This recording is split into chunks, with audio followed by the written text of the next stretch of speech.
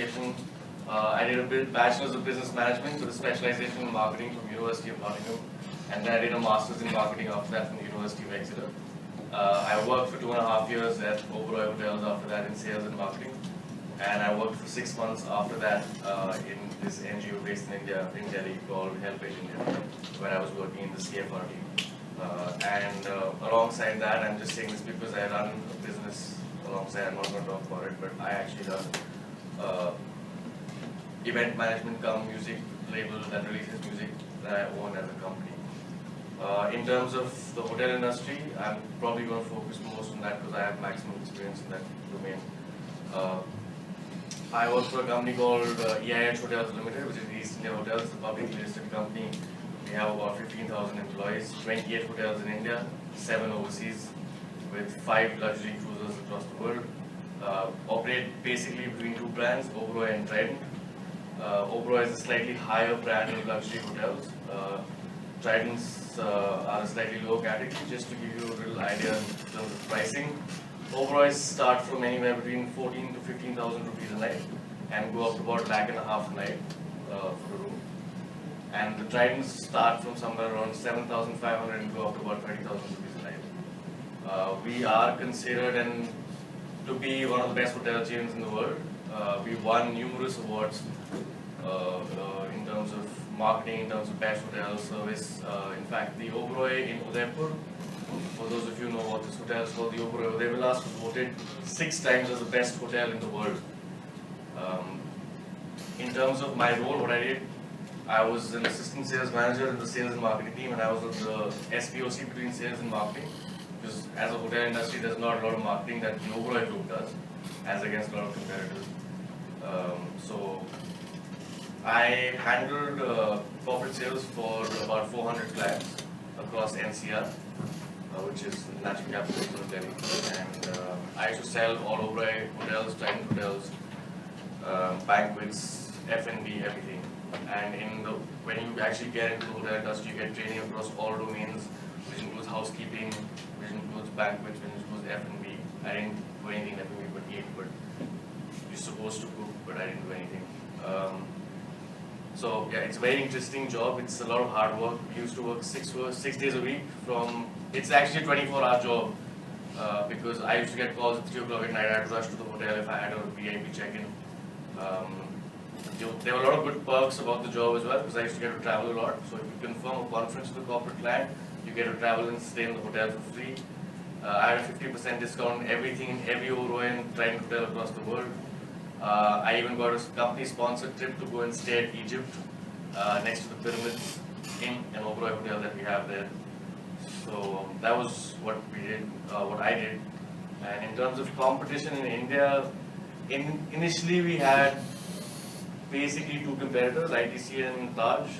But today I think we have more than, I'd say, roughly about 100 competition hotels because we charge a premium.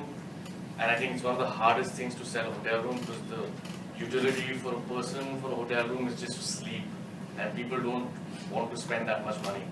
And charging people 15,000 rupees a night and convincing them to pay that amount isn't really that easy. That's pretty much, if anybody wants to know anything about anything, you can ask me. Yeah. Okay, your role was about bringing in clients, or was it more about servicing the customers? Like you said, you traveled a lot. So was it more about bringing the deals, or was it the deal is already there on the table and you're just servicing the customers? So our sales team was divided into 2 different teams. One was called key clients. These were basically usually MNCs with, and I'm talking about companies like Alstom or Abbott. I used to handle business development, which are companies that range from maybe 10 employees to could be up to about 5,000. So my job was we already had a retail database, but also we had to get new clients every time. We had targets separate for existing, and getting acquired clients was also an important criteria for me. And I used to handle a PCO segment, which is basically the public conference organizers, like people like Persephone Mark and Whiscraft, etc. So it was like event management. I used to handle event managers because a lot of hotel bookings happen through event managers, and I used to also handle a lot of wedding planners. So a lot of weddings happen in hotels now. People spend a lot of money, so I used to. That's why you rake in majority of your big numbers in a chunk together. So it's a good opportunity to sort of make up your numbers in case you have a bad month. Because the hotel industry is seasonal. It's basically high season and low season. And as a company, I'm being very honest, we didn't make a lot of money. Our share prices never gone up above 26, 27. So our business model was absolutely pathetic because the concentration was always on service. It's an owner-driven company, 100%. And we've never been a company which wants to make a lot of profits. So we've been very happy doing 20% occupancy in a hotel. We're a company that never negotiated on rate. Our rates have always been very high and we're very proud of it. So it was both getting new clients, which was more of a challenge. Like I said, it's really hard for me to convince you to pay 15,000 rupees a night. It's not that easy. When there are hotels that are offering a room at a cheaper price. For the foreigners and tourists, good. So India, surprisingly, is a more business-driven market. Now it depends where you're talking about. So Mumbai, Delhi, Gurgaon, Chennai, Cochin, Bhubaneswar to an extent. I'm talking about where we have hotels.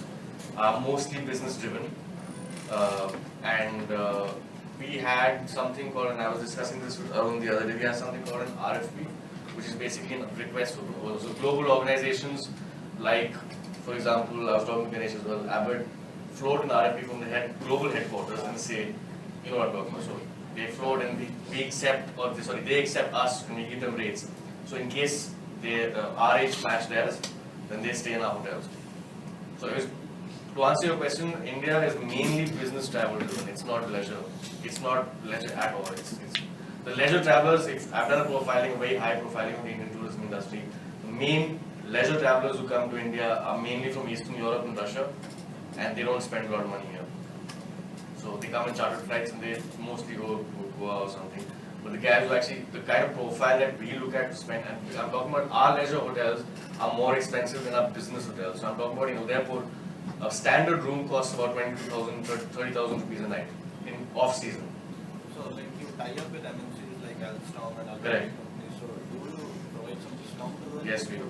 Yeah, so it's a corporate rates we have with the companies. And depending on, it's a two-way negotiation. They promise us a certain number of room nights here, and then based on that, we have tiers of discount, and then we give them discount based on that. So do you ask them to set a target? Like so many number of people will come, then only. It's like a slab. So if you have a slab, you have a certain number of room nights, and then rates according to that. So we used to have 11 different slabs, and depending on where it fit, we'd have rates assigned for every hotel in that category. Those number of rooms for them always available. No. Availability is not. Availability in the hotel is never guaranteed. It's always subject to availability. You never confirm availability for anything. Sir, what kind of career opportunities are available for the Sorry? What kind of career opportunities are available in the For logistics space. In India or globally? So it depends from hotel to hotel. For example, in Taj has a marketing team of about 150 people. We have a marketing team of 5 people. Great if you can just expand your role. I mean, What's that? Sorry? what is the job marketing? So every hotel's main revenue comes from sales. I'm just being very honest and clear about that. Marketing doesn't generate a lot of revenue because it is actually going to the customer. Like I said, the price point is so high for our hotels that is very important to convince the customer to pay that kind of money. Now, if I come to you and tell you pay 15,000 and the Marriott is charging you 7,000, which is also fine. I'm talking about same category hotels also. Marriott is charging you 7,000 rupees a night. Why would you go and stay at the overnight? It's just a bed. You need to stay there overnight, especially for business travel. So in terms of career opportunities in marketing, hotels is very limited, which is why I actually stepped out, because I know that there is not much scope in marketing for hotels. If you want to do sales, the growth is you can go anywhere. It's a very sales-driven company, but if you want to do marketing in hotels, you can join, like in India, you can join Taj because they do a lot of stuff. They do work with a lot of modeling agencies. Even their calendars are made in a very different way. Our calendar has been the same since the last 11 years. We haven't changed anything, nothing. Taj comes up with a different calendar every year, which got model in a different model in every place. Every year they do it with a different fashion designer. They do a lot of brochures. They do a lot of Taj has a loyalty program. To all loyalty program members, they send out catalogs for every hotel when it comes up.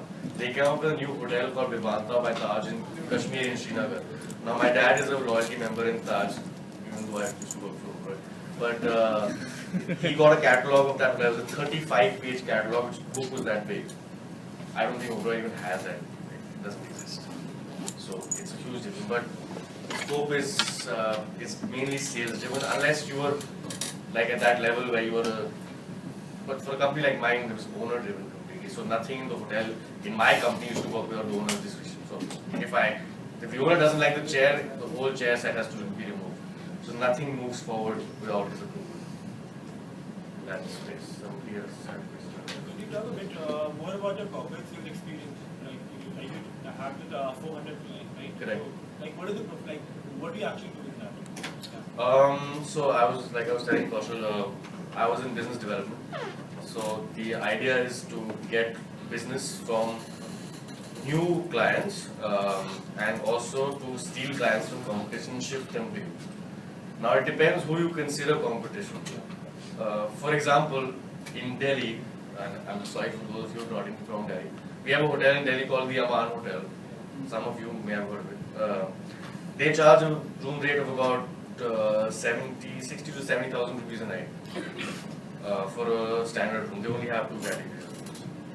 Aman used to consider us competition, but we never considered Aman competition. So we used to get every morning, we have a morning report of all the arrivals who are coming in, etc., etc.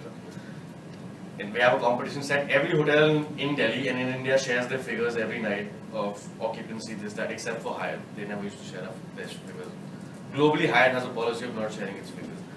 But they used to share their figures, and based on that, we used to get an idea of who's coming where. So what happens is, you get a competition analysis. So we used to, this is actually practice, it's actually sometimes considered malpractice. I used to go to Taj, find out what the events are, sneak into the hotel, go in casuals, and try and sneak in and get in cards of people who were doing poaching, basically, if you like to call it that.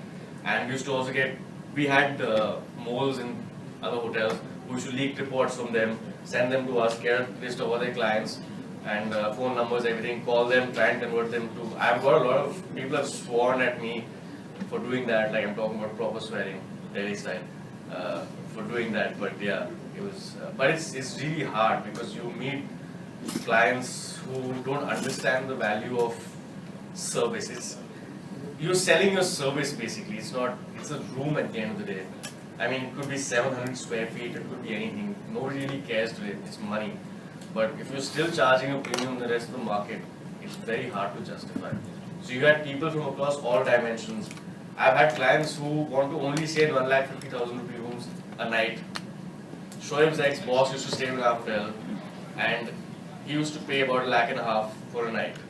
And he didn't want any other room in our hotel. So you have people from both dimensions, and we have Sunil Bharti Mittal, just to give you an example, who goes to Bombay every second week, stays in a 7,000 rupee room in a base category room in Trident Nariman Point, because he doesn't like staying in a higher category, because that's his company cap, even though he is who he is. So that experience is, I think it's awesome.